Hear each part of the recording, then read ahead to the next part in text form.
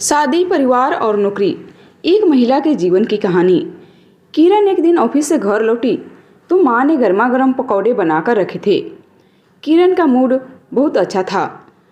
पकौड़े खाने के बाद किरण सोचने लगी, माँ सचमुच कितना अच्छा खाना बनाती है। किरण ने हंसी मजाक में ही माँ से पूछा, माँ आपके मन में कभी कोई रेस्टोरेंट खोलने का ख्याल नहीं आया?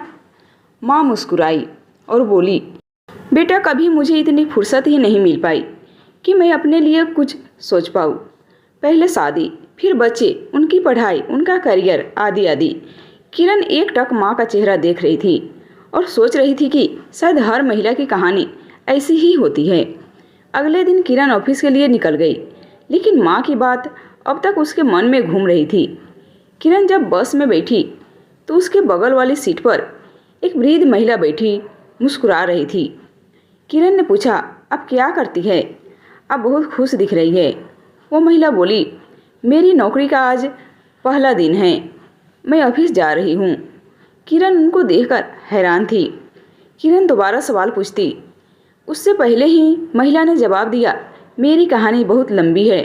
मेरी पूरी ज़िंदगी दूसरे के घरों पर काम करते हुए बीती।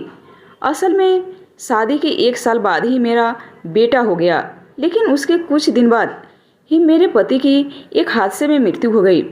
मैंने कभी सोचा नहीं था कि मैं नौकरी करूंगी, पर मेरे पास और कोई चारा नहीं था। लोगों के घर काम कर अपने बेटे को पढ़ाया लिखाया, आज वह अफसर बन गया है।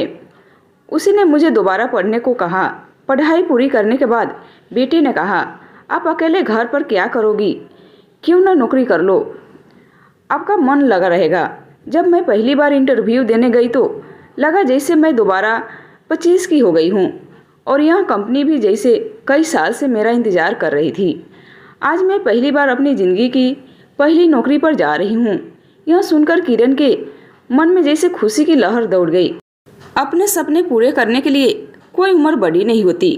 आशा करती हूँ कि आपको ये कहानी पसंद आई होगी। पसंद आई होगी तो लाइक, शेयर एंड सब्सक्राइब जरूर करें और आपको इससे क्या सीख मिली हमें कमेंट में ज़रूर बताएं।